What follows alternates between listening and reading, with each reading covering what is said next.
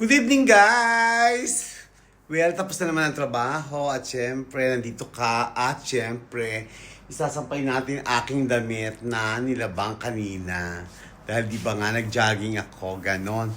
So anyway, guys, nag-update lang naman ako dahil sa aking part 9. Ayun. So ayun nga, guys, syempre tayo ay maglalaba-laba muna. Tayo ay pagsasampay ng ating labahin. So, saka tayo magchichikahan. Pag ako ay tapos na dito, ganon. So, ganito guys yung life sa being OFW. So, syempre, suot mo, laba mo, ganon. So, ayun guys. Magsasampay muna tayo dahil tayo ay nakapaglaban na. So, kumusta naman ang lahat, guys?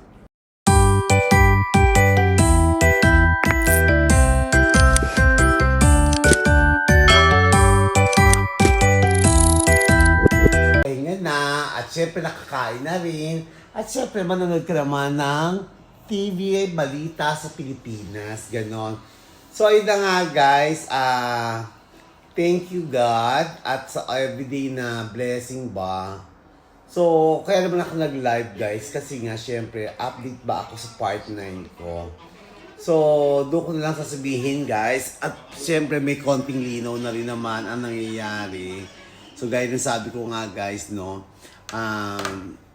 decidido ko yon, decided ko yon, wala naman akong regrets. Ang iniisip ko lang, nag-worry lang ako, guys, kasi sa Pilipinas nga, di ba, ang tagal ko na wala sa Pinas. Hindi ko alam kung paano ako mag-i-start. Pero, syempre, dahil masipag naman ako, gagawin natin ang lahat. Gano'n. So, gaya na sabi ko, guys, syempre,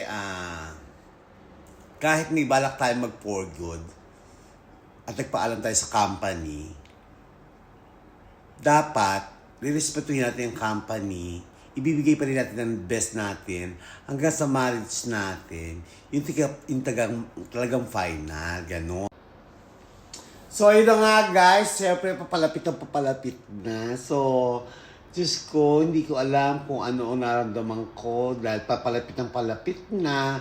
Siyempre, ang nasa isip ko ay Pilipinas. Pilipinas kong mahal. Pero wag ka, guys. We'll try kung talagang ano talaga. Kung para sa'yo. Pag hindi talaga. Ganun lang kasimple. Basta ako, ang sinabi ko lang, kailangan ko na mag-for good kasi, syempre, ilang taon na ako? 51. So, ilang taon na lang. So, 5 years from now, ang pagbilang kasi ng mga plano, kailangan mag-start ka ng 5 years from now kung ano na ba ang kalagayan mo. So, syempre, ang sa akin lang, kung 5 years from now, kailangan ko nang enjoy, kailangan ko nang gawin lahat ang nararapat. Ganun. Kasi pag 5 years from now, 56 na ako, my God. So, paano guys? Wala naman kasi ako machichika ngayon kasi talagang wala pang chika. Actually, kahit na ako, yung plano ko, hindi ko pa rin alam. Kaya, wala pa ako machichika at wala pa rin ako ma-share sa inyo kung ano ang mga experience ba ng magpo-for good ka. So, siguro pag nandun na lang ako, doon na lang ako mag-a-advise kung ano talaga nangyayari sa akin. Ganon.